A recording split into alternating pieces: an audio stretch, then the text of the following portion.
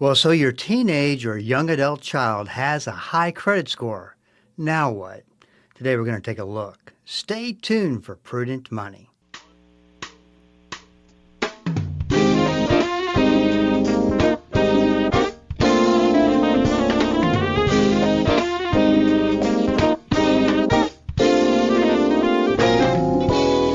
Good afternoon. This is Bob Brooks, and you are listening to the Prudent Money Radio Show. Thanks so much for joining me today. You know I do appreciate it. Well, we all know the importance of a strong credit score. We also know how easy it is to go from the top of the credit score range down to the very bottom, seemingly overnight. Yesterday, we talked about how teenagers and young adults are thriving as far as credit scores go. The statistics do show that they have pulled up the trends over the past 6 years, with credit scores averaging above 785. What we don't know is how educated on the do's and don'ts of credit cards this generation is in keeping those high scores at their top tier status. As you know, if you got a question, you can always go to the website www.prudentmoney.com, where I invite you to go to the top of the web page. There is a link. Just click through and there you have it. You can put in your question and we'll get you taken care of. That's all at the website www.prudentmoney.com. You know, it's kind of an interesting thing. When I think back, as I was talking about yesterday, I am a proud member of Generation X, I guess proud member, by birth year. And on the very, very early part of that, I think the range starts in 1965 with the birth year, and mine's, of course, in 1966. I got a firsthand look at, just in college, as we talked about yesterday, just being bombarded by credit offers. I mean, this was the easy money economy, and debt and credit cards were the thing. And of course, we just abused those credit cards, racking up balances, having 5 or 6 at a time. And I would talk to people, and they were doing the same thing. In fact, I had an interesting conversation. I thought about this yesterday after the program. I had an interesting conversation with someone who didn't even think that they had to pay the money back. That's how in the dark we were. Generation X, probably from a financial standpoint, the worst of all generations. And like I said, I can say that because I am a member of the Generation X. And then we have the millennials come along. We have the Generation Z, and that has shown the most promise, and the fact that maybe we don't have so much to worry about these younger generations, because Generation Z gets it. And they have a concern about financial education. They want to be investing. Even at the years in teenage years, they have a very big interest in money that we never had. So we're starting to see that turnaround. We're starting to see that those credit scores take precedence, and as far as all credit scores goes, bringing them up from the bottom. It was the big difference, and this is the point that I really want to make to you. The difference in today's younger generation and the high credit scores, and the difference between when I was in college or you were in college and we just took out credit cards, is that the penalty for making a mistake is much greater today. And there's not much leeway. Whereas, if you missed up to 2 or 3 credit card payments, the credit card company would send you a very nice letter telling you as a reminder, we want to make sure that you get your minimum payment paid in. There was no fees. There was no unless you just went haywire, I guess, and went 5 or 6 months and didn't pay I'm sure they would default you at that point. But the point is that you could make mistakes and there was no big deal. And through that process, we as Generation X have seen the effect that credit cards have had on the economy, and they've raised up that price for the learning curve, if you will, for making mistakes. And now if you make a mistake, it's a big deal and can really ruin many years of hard work. The question is, along the way, And I know this to be the fact with my boys. So we talked about this yesterday, as far as how they have used credit cards, and how Sherry and I have brought that as an opportunity for them to learn, is that you wonder how much they really understand about making mistakes. They've been kind of in a situation where they've had they were able to get a credit card or a credit through one of our credit cards, which I'll talk about that towards the end of the program. But they were able to get the credit cards, use them, practice positive credit activity, whereas you charge something, you pay it off. You charge something and you pay it off.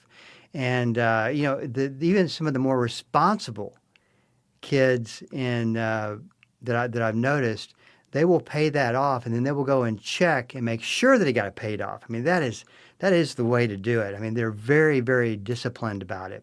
Which you as a member of Generation X, as we see the younger generations, we love to see this, and I can say for a fact, I believe that tide is definitely turned, and the future looks much brighter. Of course, the younger generations have got a lot of different moving parts that we never had, such as artificial intelligence and all these types of technologies, and uncertainty and unemployment, and you name it. They're going to have their hands full, but having a good knowledge of how money works and how credit cards can be a positive thing and not a negative thing will definitely be, I believe, in their advantage as they make their way through. So why is credit so important? As you know, and maybe the younger generations are starting to realize this, is that credit is so important because the employers look at credit scores. Now, I can see the pro and the con to that. I've never really been a big advocate of using the credit scores for job placement, just because, not to advocate something that happens negative is somebody else's fault, but there are situations that occur on your credit that, yeah, it was your fault, but it doesn't necessarily speak to your character, your hard work, and being a great employee. So, but I get it. The high credit score is a big deal and says a lot about how you conduct your business with money and credit, and your disciplined approach to it reflects in that high credit score. But jobs, certain insurance policies, they take a look at your credit. Of course, if you want to get any type of a significant loan, as a mortgage or or buying a new car, and that's the other thing, is that you can get with questionable credit, you can get a car. You might be paying 15 or 16, 17% on it, but you can still get one. So that's kind of the good and the bad of it. But as we go forward, I do believe that that 785 and above credit score that our kids, our adult children might be carrying with them right now, will it last? Will they be able to keep it at that level? Because you're starting to look at some potential roadblocks for our kids as they get into the job force, get into the job market, and they feel the uncertainty of employment. They graduated from college, maybe they got a master's, and now they're finding out, hey, it's really tough to get a job. And the economy might tempt one to use the credit card for items that these kids who've been very responsible, they've done all the right things, taking actions that they normally wouldn't do, which is use the credit card for living expenses. And once you start using it a little bit, you might start using it a lot. And that's typically what you see happen. And then all of a sudden you have this big balance. Maybe you got a job, but you're staring at this big balance at a high interest rate. And you go, how did this happen? I didn't even know this could happen. And yet there they are. It is a trap, I believe. And I'm not trying to push off responsibility to the credit card companies. But at the end of the day, they're about making money. And I don't think anybody will disagree with that.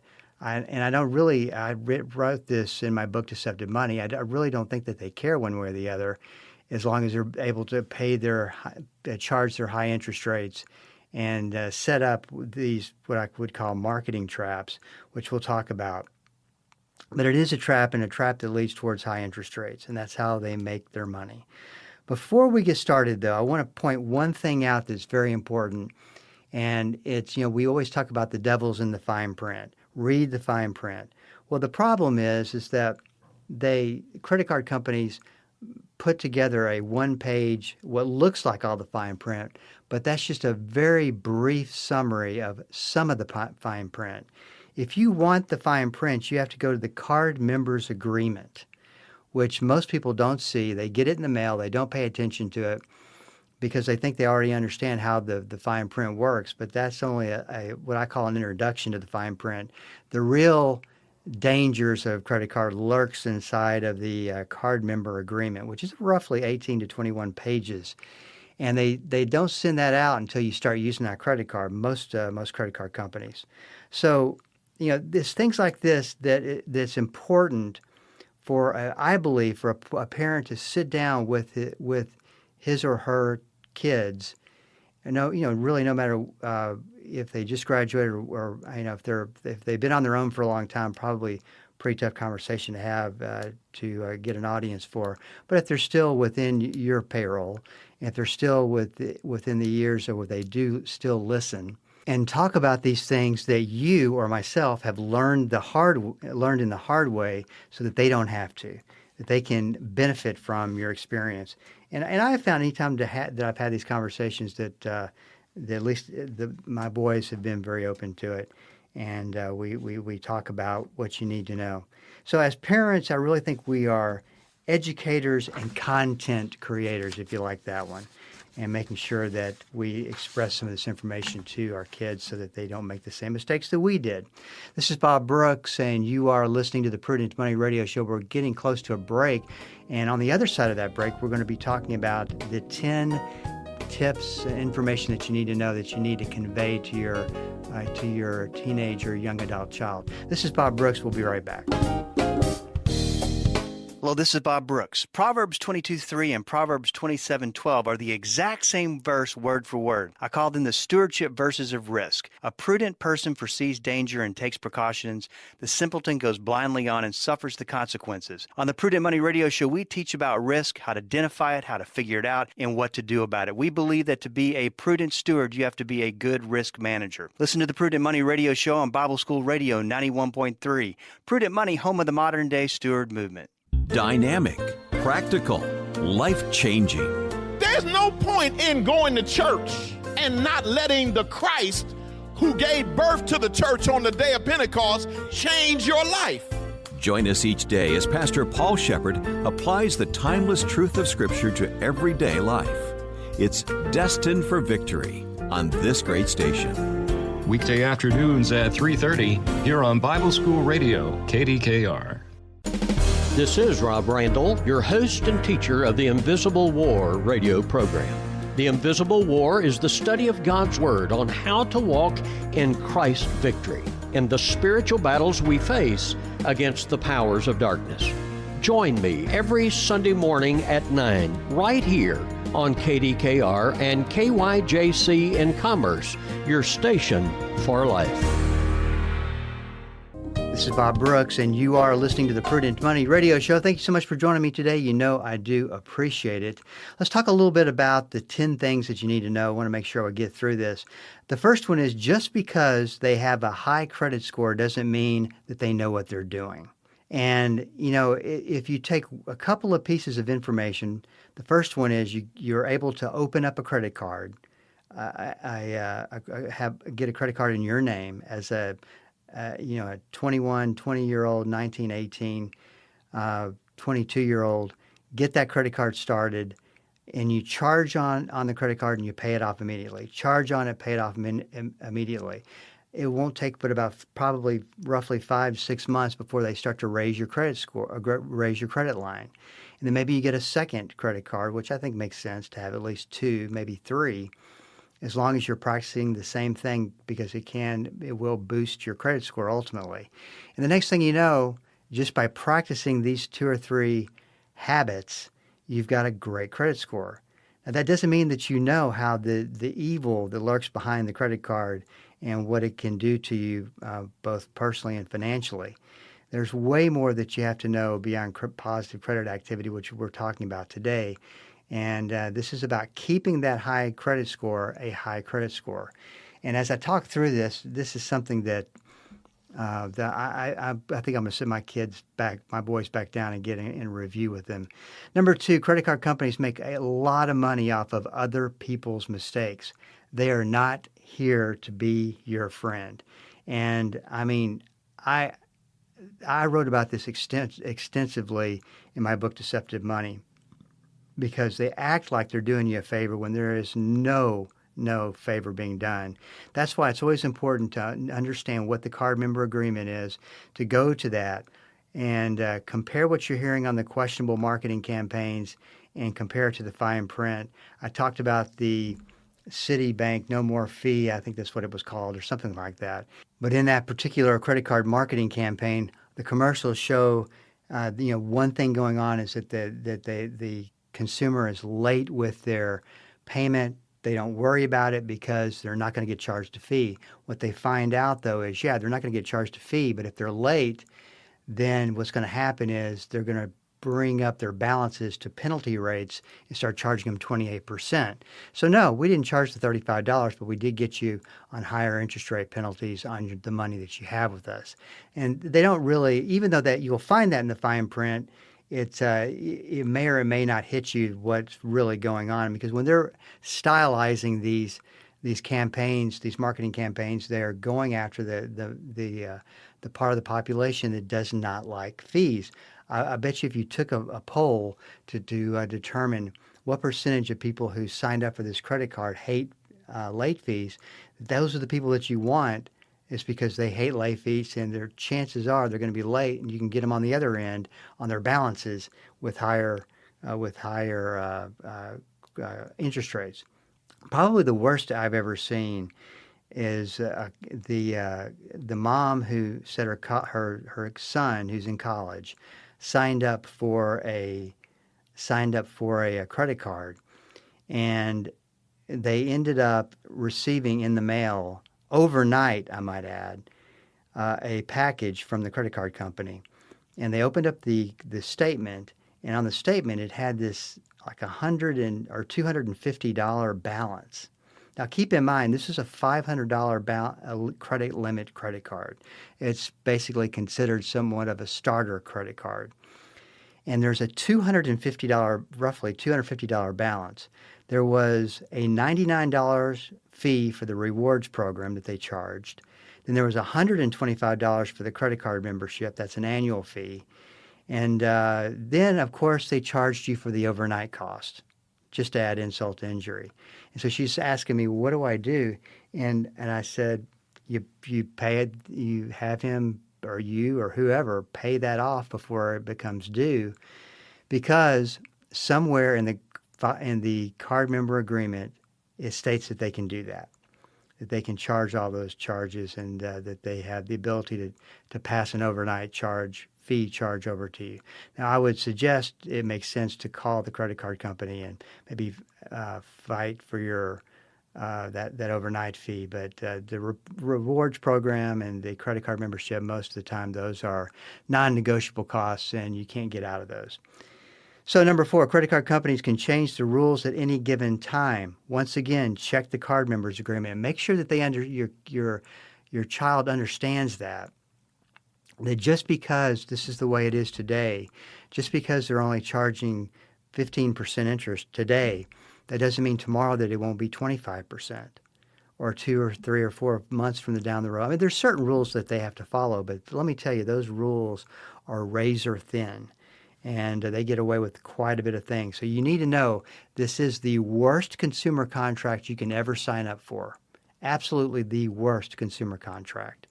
And because in fact, it's the only consumer contract that I know of that can change the rules at any given time, and you give them the authority to do that. So make sure that they understand that. Number 5, fees can sneak up on you, and most of the time are not very transparent. And unless you pore over the card member agreement, you're going to find most of what you see on the surface is not very transparent. And generally, when you're surprised, you are very surprised that something has happened that looks like it's going to cost you more money. Number 6, and so very, very important, you miss a due date by 1 day or even 1 minute, and what happens? You get the late fee, $35-40. No doubt, you'll at least get that. If you're a first-time offender, they'll typically waive that fee, but you get the fee, and the first time that you're late, typically you have 30 days to make sure that you get that paid. But if you miss it 2 times in a row, you do risk that going down as a negative mark on your credit score. And then there's where they start chipping away at that 785 or better credit score. And that it can be very frustrating and upsetting when you worked so hard to get that credit score, and now they are playing games with it. One of the things I would suggest to do is make sure that you have an automatic draft as a safeguard.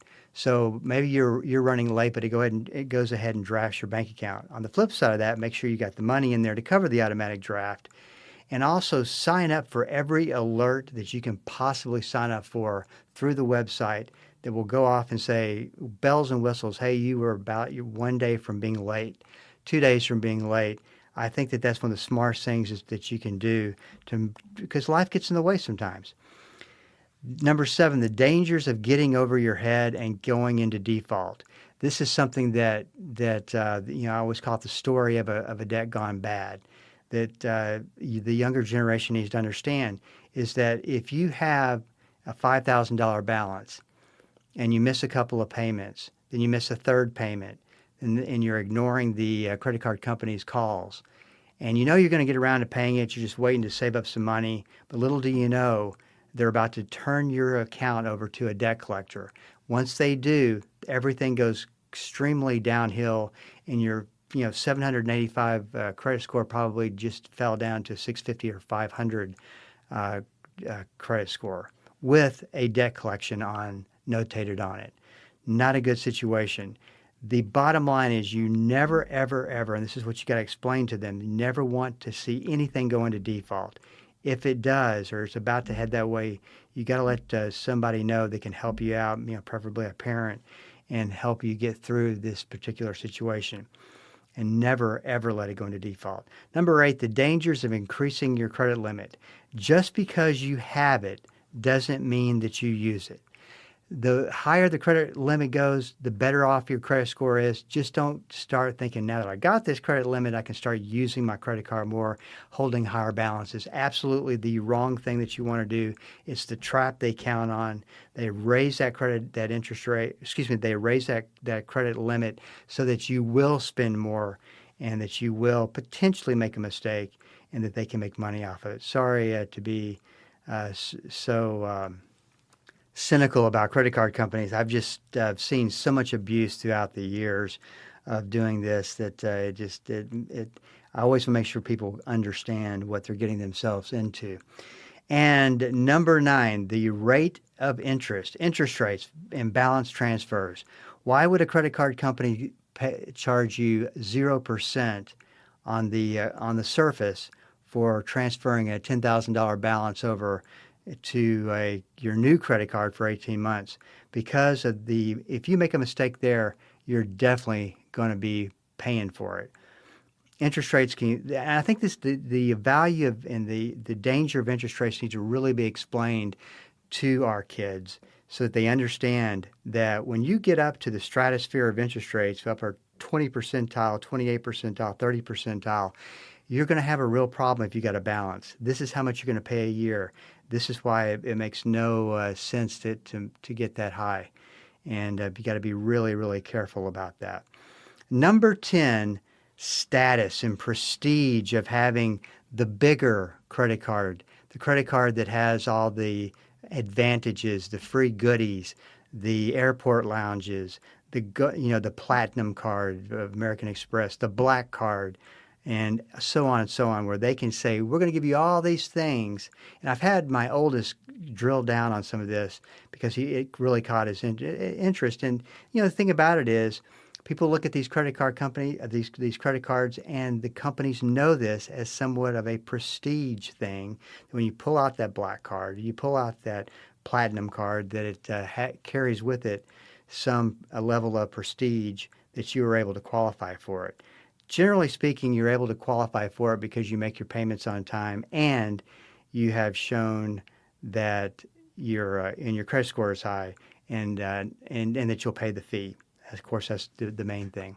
Well, sped through that a little bit, but you can go back and listen to it if you want, and if you find it will be helpful, at prudentmoney.com or wherever you consume your podcast, because we do podcast every program, and you can listen to it at your leisure. This is Bob Brooks, and you are listening to the Prudent Money Radio Show. If you got a question for me, please go to the website at www.prudentmoney.com. and send it in, because we are all out of time. Till we do meet again next time. Keep the faith and have a great rest of the day. That's all the time we have for today. Questions or comments for Bob, or to find out more great information like what you've just heard, visit www.prudentmoney.com. Be sure to join Bob Brooks again for the next edition of Prudent Money.